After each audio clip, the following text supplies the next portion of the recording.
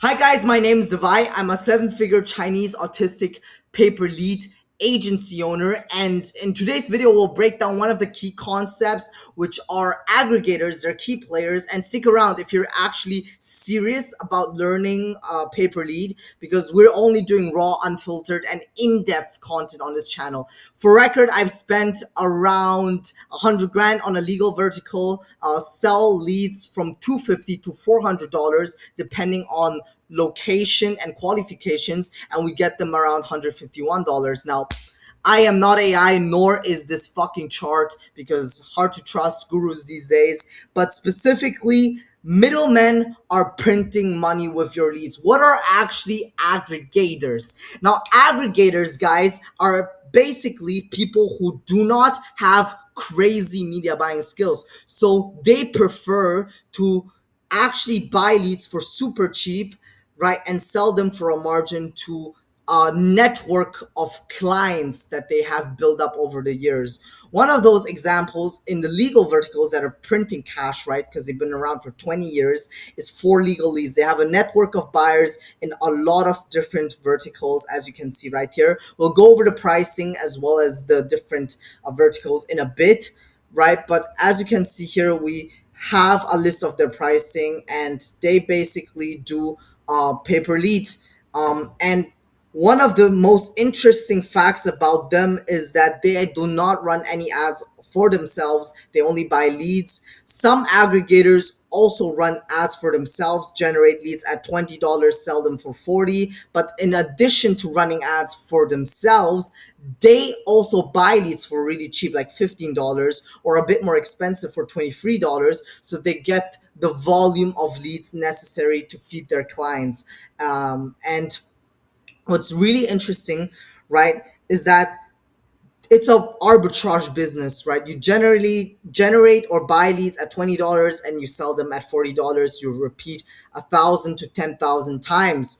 Now, a lot of these aggregators, why they did not become agencies or paper lead marketing companies, is that they do not have the in-house capacity to generate leads, aka they do not have an autistic Chinese media buyer like myself. So they pay the price, right, to basically buy leads from other sources that may not have the ideal quality, but they have a lot of affiliates. I'm talking about sometimes to 100 or hundreds of affiliates sending them leads from a lot of different sources, right? Not just like meta ads, which is Instagram, Facebook, but also Google, TikTok, SEO, email, you name it, AI nowadays as well. And for instance, an extreme example, they buy for 250 and they sell at 600. Now, the mechanism at which they buy will also be very interesting to know, because we're going to break it down. And by the end of this video, you'll actually have such an in-depth understanding of the paper lead business model that you'll never be able to look at any other business model in the same way again. And you'll also understand why 9 out of 10 companies that are publicly listed on the NASDAQ are actually paper lead companies, because the economics of paper lead just makes it so unfair to everything else that's out there. And on the demand side, you may have different law firms in different verticals, like auto accident, workers' comp, criminal defense, family law, and a hundred, like a bunch more that I'm about to show you. And they have a bunch of affiliates or media buyers sending them leads, and they kind of arbitrage the whole business to 50, 600. That's a very, very like extreme examples. Typically, it's like 220 and 40, but they still make decent profit. And it's such a lean business model because they do not need a lot of people in the company to handle the technical stuff, right? They just need like probably salespeople, client managers, and then they don't even do the media buying. So it is one of the leanest models out there. And check out my case studies on the NASDAQ listed companies. I made like 3 or 4 of them until now. And essentially, like 1% is staffing costs for these companies, which is actually insane. Going back, right, we basically have a consumer, they go onto a funnel, and how these consumers, okay, you've been in a car accident, you're Josh, right? You just went into a terrible car accident and you lost a foot. Now you're looking at like these different ads, right? You think, okay, insurance sent me like 30 grand. Okay, fuck. I need to just take 30 grand. That's not even gonna cover my medical bills. But now you see an ad of a car accident, right? Like, oh my god, you can get $500,000 in 30 days because you may qualify for a huge compensation. He gets seen like he sees like 500 of these different car accident ads because it's a crazy industry. It's the industry I'm in, and people are spending like $2 million a month on it. The big guys are spending nine, and basically they go on a funnel like this.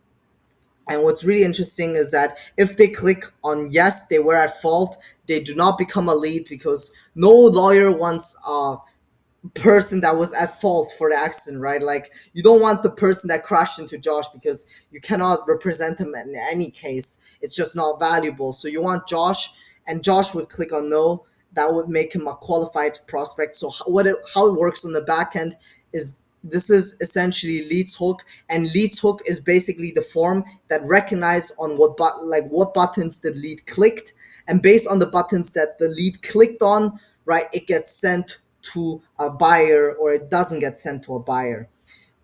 So on the technical side, it's a bit more complicated, but you can outsource that to Indian VAs that do it for $2 an hour.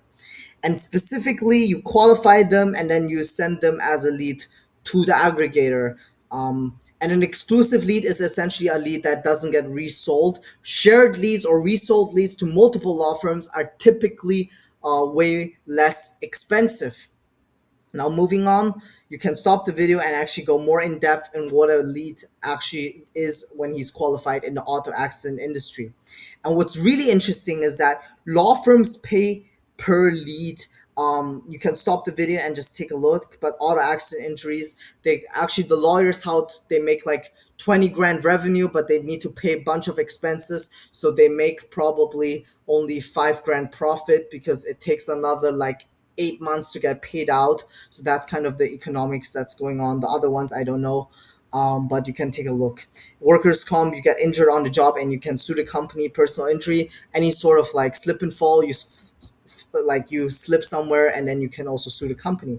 Nursing home is a specific kind of tort. What that means, torts are class action lawsuits that lawyers have against specific commercial companies. For instance, a lot of pharmaceutical companies, because there are pharmaceutical companies and the whole system is rigged against the common people that don't have money, and the corporates just juice the money out of the common people. They have a lot of like things where they basically spread cancer, right? And they didn't say on the bottle that this thing is gonna have this component that actually spreads cancer. And now people like these law firms are suing these commercial billion-dollar companies. So after like 5 or 6 years, they get paid out 50% of the settlement that could range into the billions of dollars. Now, nursing home abuse is one of them, where it's a class action lawsuit. So a lot of people are suing us, like specific companies, and it gets rolled up in like hundreds of lawsuits, and it only gets paid out in a few years.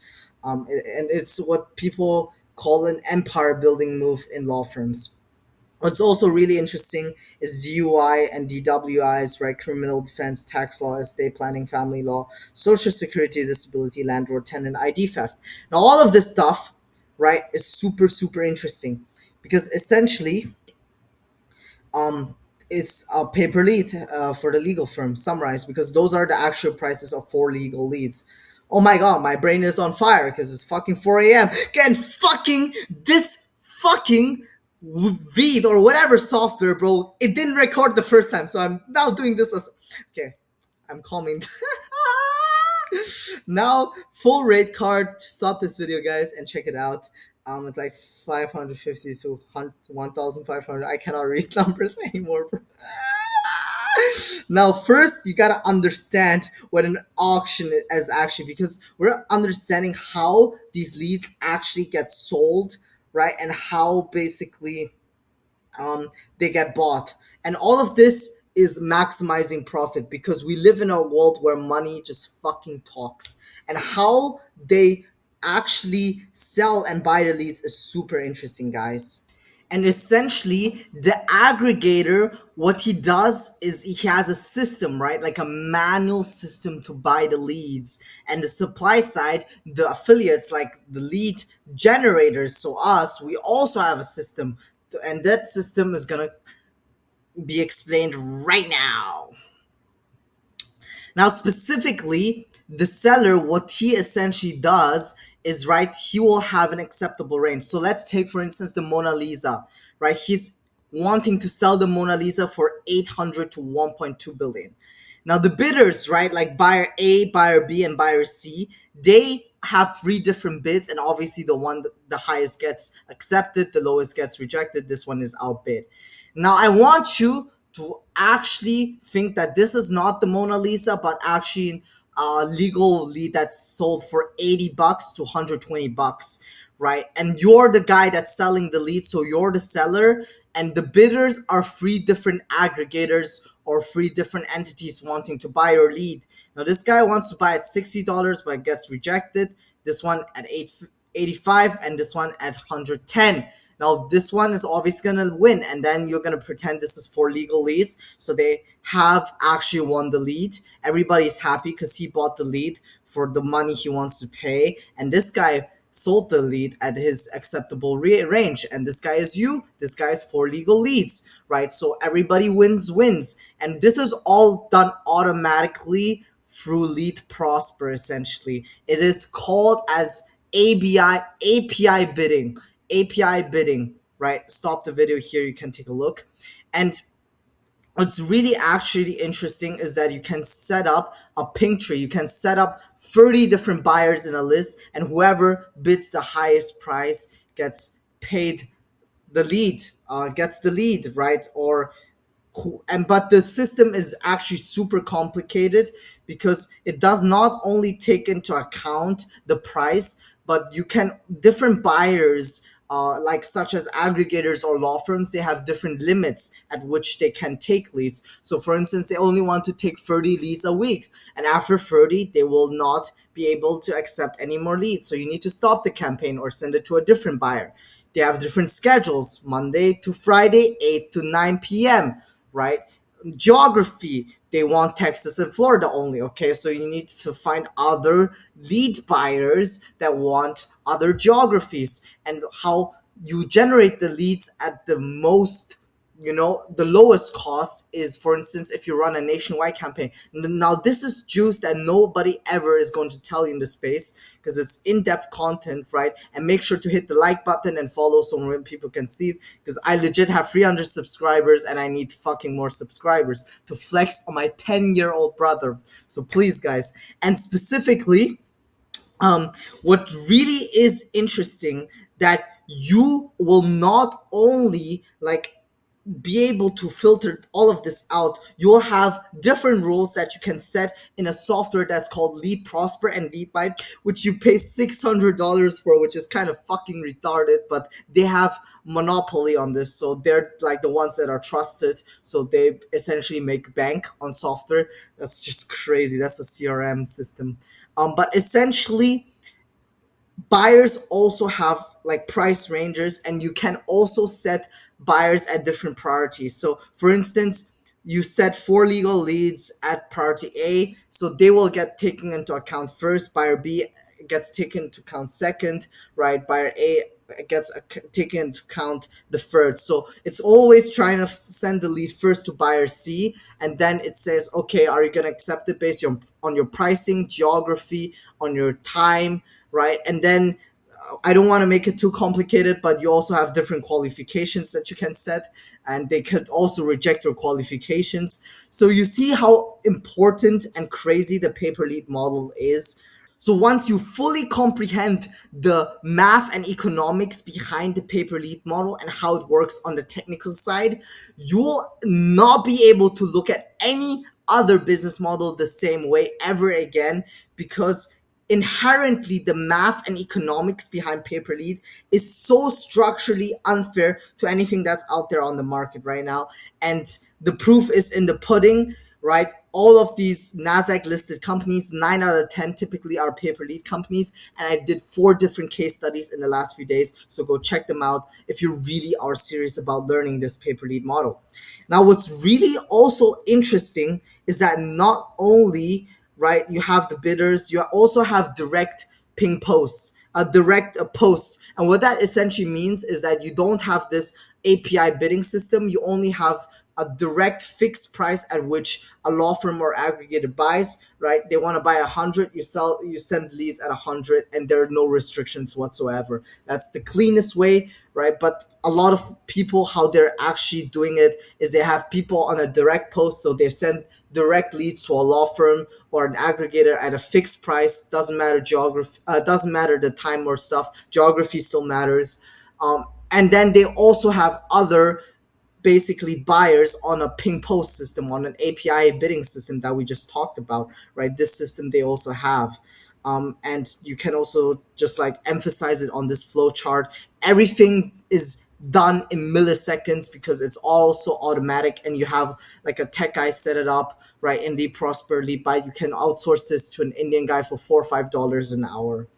And the end game is to stack the tree, because if you have 30 buyers that are on the ping tree, right, like 30 buyers on this side that can uh, buy leads, then all like you will be able to monetize at the most fair amount, right? Because in the worst case, one of your leads gets generated in Florida and nobody is buying it in Florida, and you make zero money off of it. What the big boys are doing, the ones that are doing 1 or 2 million plus a month, they have a specific system at which they can basically also monetize unsold leads, right? Those are disqualified leads, so bad leads that typically people don't buy, right? They sell it to adjacent offers. So for instance, if you were in a car accident, they don't sell it to people in a car accident, right? But they sell it to people who provide like telemedicine or chiropractors. That's an adjacent offer that they can sell these disqualified leads to. And they can also sell these leads that basically are lost revenue. Like for instance, it hit Florida, right? And nobody's buying in Florida, and you can send that lead specifically to, I don't know, like a chiropractor as well.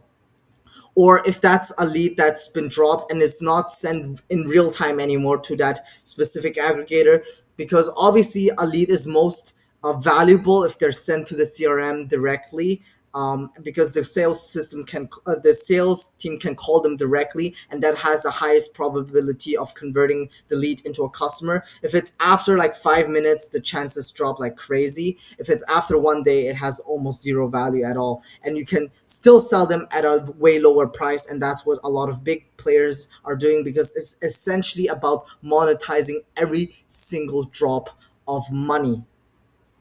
And what's really interesting now is that you're trying to get zero waste. You're trying to monetize all of the leads. And sometimes people also sell shared leads, right? Where they sell one lead to multiple law firms and they make more money that way. Complexity is real, but it is scalable and profitable, because I know HomeBuddies sold for $190 million within 4 to 5 years, and they have this exact system set up. And how you beat these aggregators is that you get better at media buying, and you also get better at getting buyers. And if you want to learn everything on how to do it, I'll be sharing my journey authentically and just teaching you everything that I could possibly know with no gatekeeping. I have a Skool community, the biggest Telegram group in paper lead right now. And if you need one-on-one support, do feel free to message me on Instagram as well as on Telegram. And you guys have a lovely day.